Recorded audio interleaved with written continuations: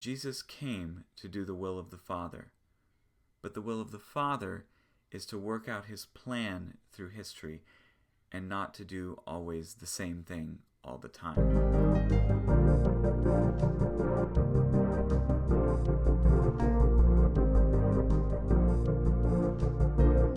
Hello and welcome to the Beginning of Wisdom. I'm Andrew Schumacher.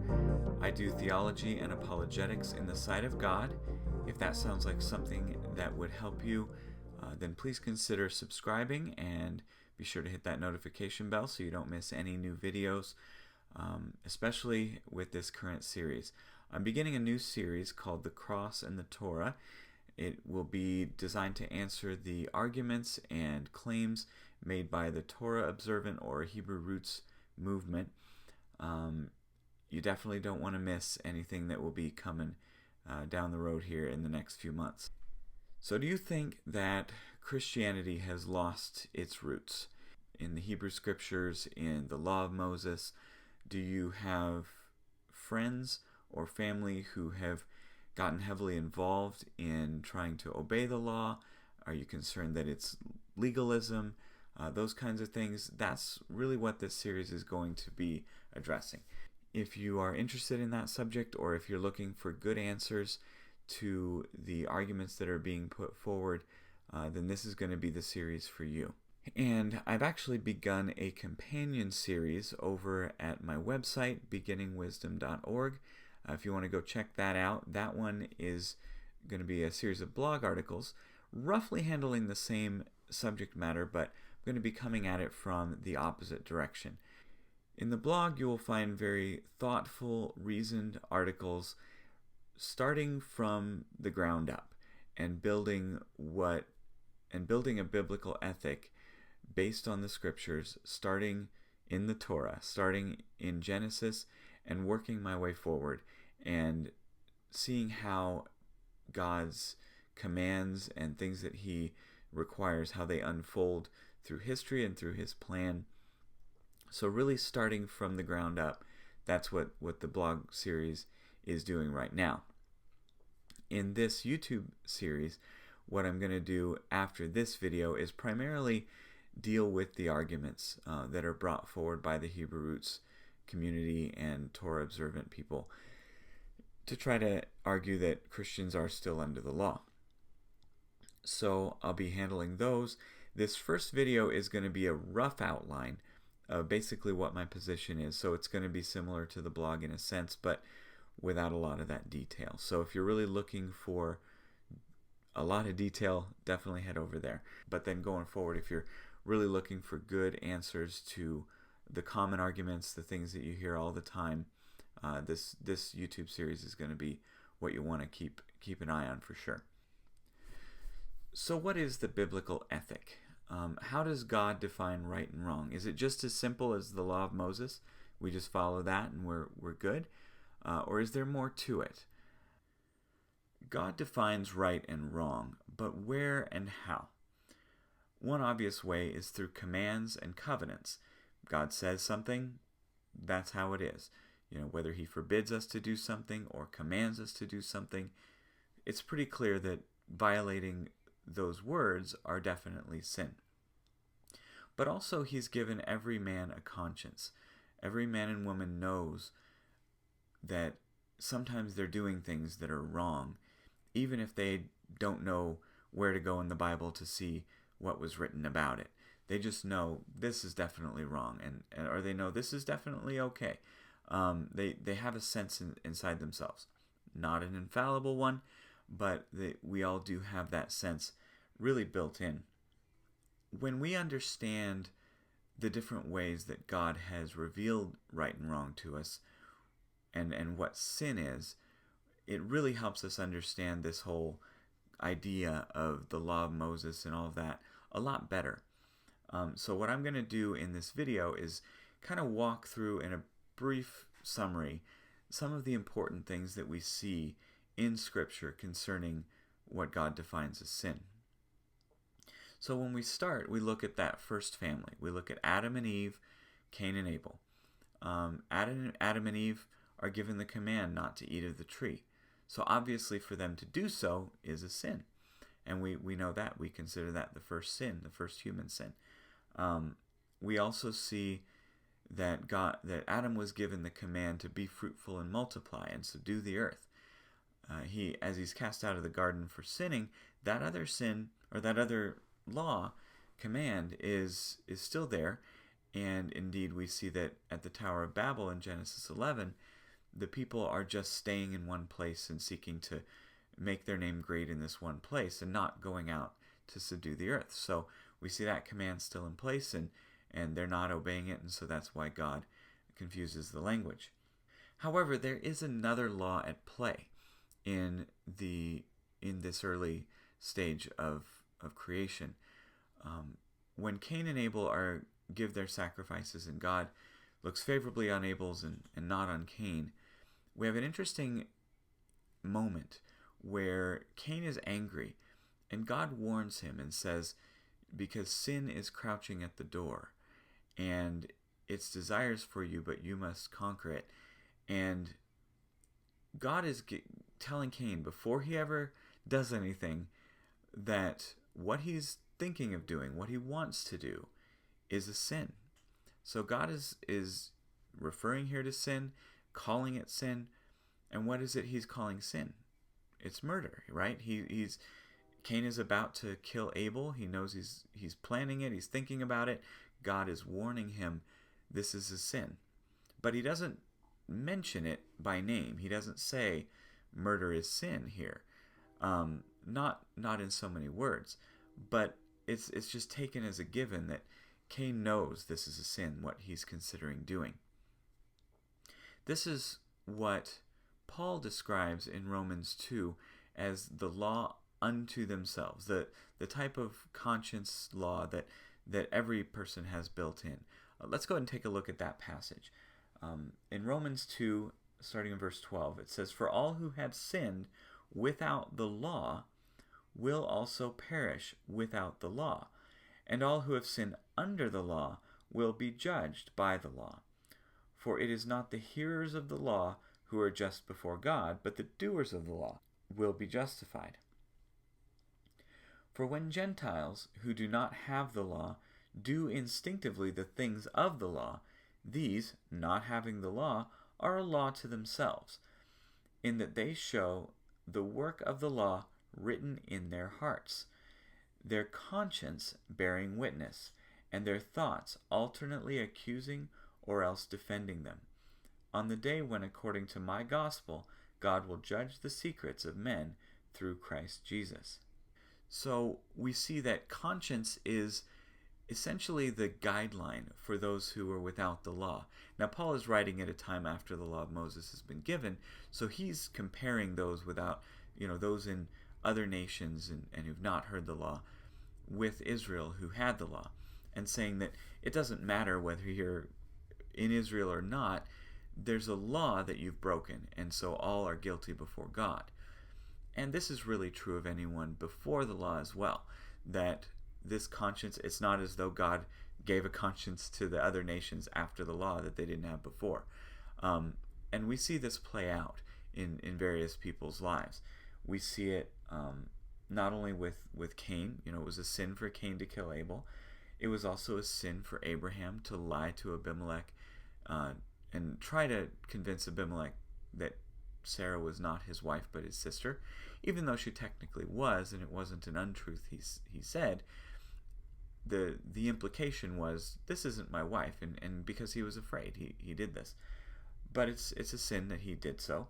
It would have been a sin for Abimelech to have sex with Sarah, to take her as his wife, because she was married to Abraham. And what's interesting is, God prevents him from doing it, and it's called sin. It's called sin in that passage. So they all understand that these things, that adultery, lying, murder, that these things are sin. And there are just so many other passages we could talk about that where other sins are defined. And yet this is all happening before Mount Sinai. This is all happening before God ever gives the law to Moses. We also have sin defined under commands. As we talked about with Adam's sin, that he broke the law not to eat of the tree, that the people in Babel sinned by not spreading out and subduing the earth. So there's also sins regarding specific commands God's given that may fall outside of what's in the conscience that people are subject to. And also, speaking of commands and things God said were sin or not sin, we have another example of where God actually changes one of these. And there's more examples, but one prominent example, again, before the law of Moses, is when before the flood, God says he's given every plant to mankind to eat. And that's it. That's what he's given. That's what's expected that man should eat. After the flood, God changes this command and allows man to eat any animal and to eat meat. And the key thing to point out here is really that before the flood, it would have been sin to eat meat. And if there were men who did, then they were in sin. They were sinning against God. After the flood, the permission is given, and so eating meat is no longer considered to be a sin. So here we see that even though God doesn't change, his requirements may change. So what this shows, the fact that the law changed regarding meat, it shows that the argument often put forward by people in the Hebrew roots movement that God doesn't change, therefore God's law can't change, is really just a false connection. There's no connection between those things. Some things in God's law never change, but the fact that God doesn't change doesn't mean that his commands can't change. We see it right there in Genesis. Another argument that is often put forward and that what we've seen now can really put to bed is the argument that they'll make this argument that sin is lawlessness. They go to 1 John 3:4, which says so. It does describe sin as lawlessness. So their common argument is God says sin is lawlessness, therefore you have to obey the law. And what law could he be talking about except the law of Moses? Well, there are three specific ways in which we've now seen that this is just a false argument. This is not a valid argument. Number one, there was sin before Moses. We've seen that clearly. Therefore, if sin is lawlessness, then there was a law before the law of Moses, and therefore something simply being in the law of Moses doesn't necessarily mean that it's a sin. Second, Paul points out that not all sin comes from breaking the law of Moses. Again, those people who did not have the law, who were without the law in other nations, still were guilty before God because what they broke was the law that was the law unto themselves, their conscience. So not the same law doesn't necessarily apply to everyone, but everyone stands guilty because of breaking some law.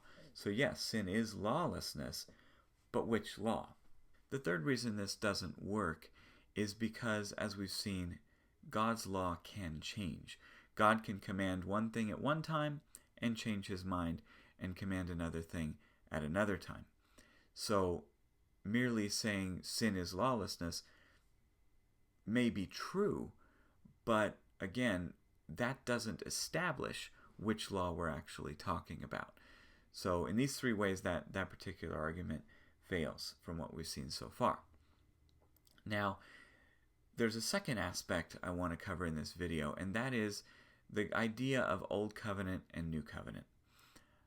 Because you see, not only are there laws that are simply commands and laws that are simply based on conscience, but there are also laws that are connected to a covenant. And that's what we really have in the law of Moses. Everything from reaching Mount Sinai and the giving of the Ten Commandments all the way through the end of the book of Deuteronomy, where the law is renewed, the Sinai covenant is renewed in Deuteronomy. All of those laws are part of one covenant. They're part of what's called the Sinai covenant, or the law of Moses, or in the New Testament referred to as the Old Covenant. All of this is a covenant that is not like all the covenants that God has. The covenant God made with Abraham was unconditional. The promises he made Abraham were not contingent on his obedience. There were certainly commands related to it, but those commands weren't made to be, Abraham couldn't break that covenant because the covenant was all on the part of God. The people of Israel could and did break the covenant given at Mount Sinai, because that was a covenant of law, a covenant based on obedience. You do these things, I will bless you. You don't do these things, I will curse you. God made this covenant with them. They agreed to the covenant. Their side was included, and so it was a two-part covenant with terms on both sides. So everything in there, all of the laws found from Exodus chapter 20 on that are related to this, the giving of this covenant, are part of that covenant, which means when we come to the new covenant, we see that there are definitely some changes. So all the laws are part of that covenant. Now there's certainly some overlap with the previous laws, with the previous, what was written, in people's conscience, that murder is wrong, rape is wrong, all these things are wrong. There's certainly overlap there. Obviously those things are wrong under the Mosaic covenant as well. But there's also a lot of new stuff that gets added at that time. And this, again, is another example of change. It was never wrong before Mount Sinai. There's no evidence that it was ever wrong to eat unclean meats, to not celebrate the feast days, all these things. Like there was a lot that was added at the time at Sinai that now, at that time, became sin to disobey. If Israel didn't do it, they were in disobedience. But before that, they weren't there. So while there is overlap, they're not the one and the same thing. Simply referring to law could be referring to what has always been wrong, or what always defined morality, or it could be something related to the Mosaic covenant at this time. And all of those laws are in effect throughout all of Israel's history until the coming of Jesus and the coming of the new covenant. The way the new covenant is described in Jeremiah is, it says it is not like the covenant that was made with their forefathers. In Galatians 3, Paul bases entry into the covenant community, into that group, on something much older and more basic than the Mosaic covenant. He bases it on faith, like Abraham, so he bases it really on the Abrahamic covenant, not the Mosaic one. And the Abrahamic covenant is by faith. And the author of Hebrews bases it on not obedience to commands, but on an oath, specifically God's oath.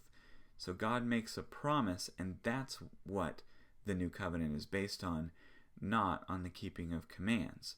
And when it's based on God's oath, it cannot be broken. Now, a lot of Hebrew roots folks will point out that God says, I will write my law on their hearts, which of course it does say that. But notice that God says, I will write my law. It doesn't say, I will write the law of Moses. It doesn't specify that it's that particular law. And as we've seen, Scripture uses that term more than one way. And so it is presumptuous to assume that it is the law of Moses that's being referred to in that particular passage, especially when it says this covenant will be not like that covenant. So whereas that covenant was based on the law written on stone, the new covenant is based on God's law written on our hearts. So whereas the previous covenant had been based on a law written on stone, the new covenant is not based on law at all. It's based on an oath. It's based on God's promise. But then it includes the law written on our hearts. And that law isn't necessarily the same as the law of Moses, and there's no passage that says it is. So that's just a brief overview. We'll definitely get into more, but I just want to finish up by saying this. God never changes, but as we've seen, his commands do. Jesus came to do the will of the Father, but the will of the Father is to work out his plan through history and not to do always the same thing all the time. Sin is lawlessness, but the law that sin breaks is much older and much more foundational than the law of Moses. And as I said before, if you want a more detailed approach to this foundational stuff, definitely check out the blog over at beginningwisdom.org and see what's going up right there, because that'll be a lot more detail. And of course, remember to subscribe, because starting with the next video, I'm going to be tackling all of the major arguments. Everything you've heard that someone who says we're still under the law and still need to obey the law of Moses, everything that they say, you'll see something related to that, hopefully. And as the series goes on, if you haven't seen it, definitely let me know in the comments and about questions or things that you would like to see a video on. It may already be in the works, or if it's not, it's certainly something I can address. So I hope that this has been helpful for you, and God bless.